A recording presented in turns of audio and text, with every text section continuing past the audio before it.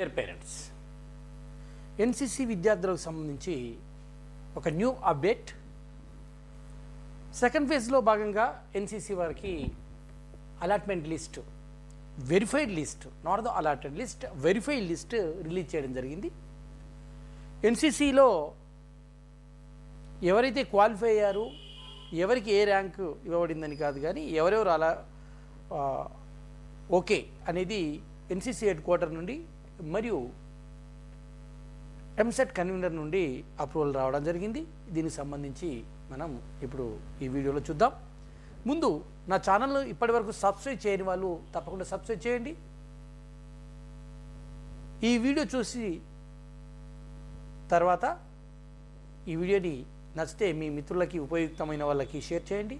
అదేవిధంగా నా వీడియోని లైక్ కూడా చేస్తారని ఆశిస్తున్నాను. మీకోసం మరిన్ని వీడియోలు చేస్తాను.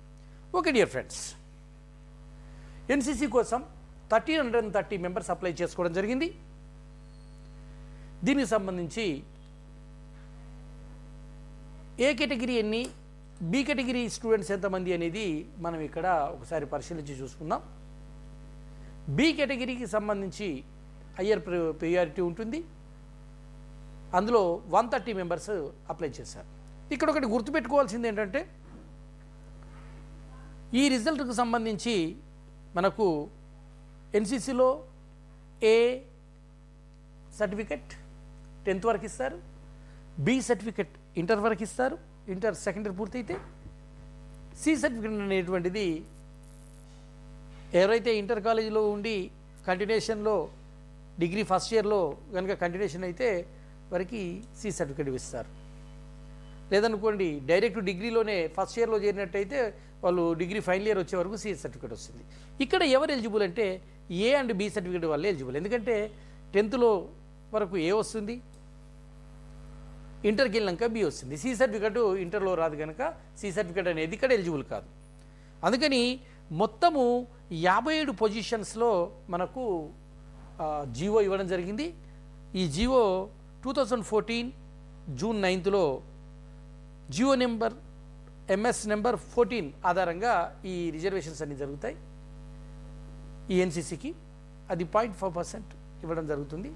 దీనికి సంబంధించి మనం చూసినట్టయితే 57 పొజిషన్లో 17 పొజిషన్లు సి సర్టిఫికేట్ వాళ్ళకి సంబంధించి, అంటే రిమైనింగ్ ఏ అండ్ బికి సంబంధించి 17 పొజిషన్లు. ఒకవేళ చూసినట్టయితే కేటగిరైజేషన్ చేస్తే 34 పొజిషన్స్ ఉంటాయండి. ఈ 34 పొజిషన్లో ర్యాంకింగ్ చూసినప్పుడు మ్యాక్సిమం ఇందులో 20th పొజిషన్ అండ్ 56 అండ్ 57 పొజిషన్లు మాత్రమే కనిపిస్తాయి. 56 పొజిషన్ అనేటువంటి బి సర్టిఫికేట్ వాళ్ళకి ఇస్తారు, 57th పొజిషన్ అనేటువంటిది ఏ సర్టిఫికేట్ వాళ్ళకి ఇస్తారు. ఈ 20th పొజిషన్ అనేటువంటిది అందులో ఉండేటువంటి క్యాండిడేట్స్ని అనుసరించి, ఇక్కడైతే ఒక స్టూడెంట్ గాదే బాలా జోహార్, ఇతను B certificate holder, Republic Day పరేడ్లో పాల్గొనడం జరిగింది. ఈయనకు 20 ప్రియారిటీ నెంబర్ ఉంది. ఇక మిగతా వాళ్ళలో బి సర్టిఫికేట్ హోల్డర్లు వచ్చేసి 129 మంది 56 పొజిషన్లో ఉంది. అంటే మొత్తము ఆ ఇచ్చే పీరియాడిటీలో 66, 56 అండ్ 57 అనేటువంటిది ఈ ఫైనల్. బి సర్టిఫికేట్ హోల్డర్ అందరికీ 56 ప్రయారిటీ ఇస్తారు. వీరికి వచ్చినటువంటి మార్కులు, ర్యాంకులు ఆధారంగా వీళ్ళకు ఆ ఫైనలైజేషన్ అనేది ఇవ్వడం జరుగుతుంది. ఇక్కడ వీళ్ళ హాల్ టికెట్ నెంబరు, వీళ్ళ పేరు, వీళ్ళు ఎక్కడ పార్టిసిపేట్ అయ్యారనేది ఇవ్వడం జరుగుతుంది. ఇక్కడ ఒక చిత్రమైన పరిస్థితి ఏంటంటే 130 మంది బి కేటగిరీ వాళ్ళు సర్టిఫికేట్ హోల్డర్స్ ఉంటే 1193 మంది ఏ సర్టిఫికేట్ హోల్డర్స్ ఉన్నారు. అదేవిధంగా 7 డిస్క్వాలిఫై అయ్యారు, ఎందుకంటే వాళ్ళు ఇతర రాష్ట్రాల్లో ఎన్సిసి చేశారు. ఇతర రాష్ట్రాల్లో ఎన్సిసి చేసిన వాళ్ళు ఇక్కడ ఎలిజిబుల్ కాదు. ఈ టోటల్లో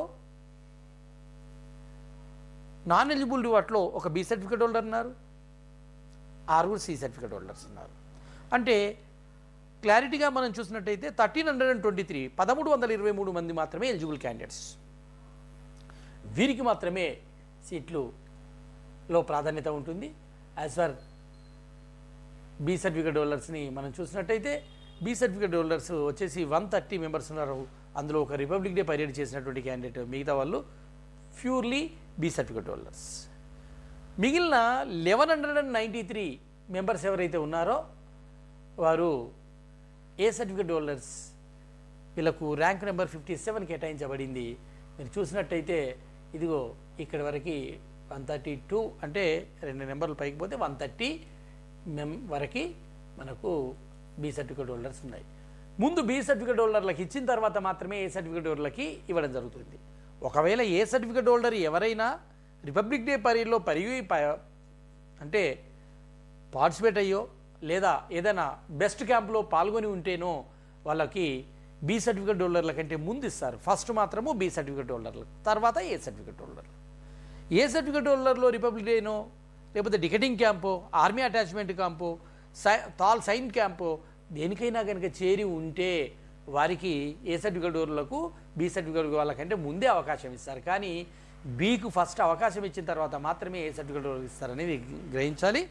అందుకని డియర్ ఫ్రెండ్స్, మనకున్నటువంటి ర్యాంకింగ్ ప్రకారము బి సర్టిఫికేట్ అనేటువంటిది 56వ ప్లేస్లో ఉంటుంది, ఏ సర్టిఫికేట్ అనేటువంటిది 57వ ప్లేస్లో ఉంటుంది.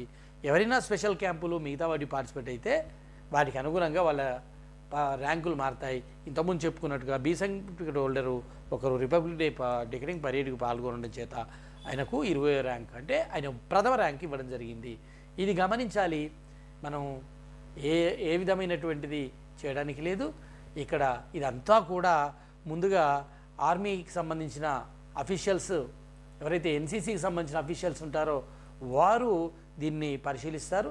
వారి తర్వాత 3 మెన్ కమిటీ ఉంటుంది. ఆ 3 మెన్ కమిటీ తర్వాత స్పోర్ట్స్ సెక్రటరీతో, ఎన్సీసీకి సంబంధించినటువంటి కన్వీనర్తో కలిపి అక్కడ స్పెషల్ పర్మిషన్ తీసుకున్న తర్వాత మాత్రమే ఇది అప్రూవల్ చేయడం జరుగుతుంది. ఇక్కడ ఎక్కడా కూడా వేరే విధంగా ఉండదండి. మీరు మీ పేర్లను మీరు ఈ లిస్ట్లో చూసుకోవచ్చు. ఒకసారి మీ రిజిస్టర్ వెరిఫై చేసుకున్న తర్వాత మీకు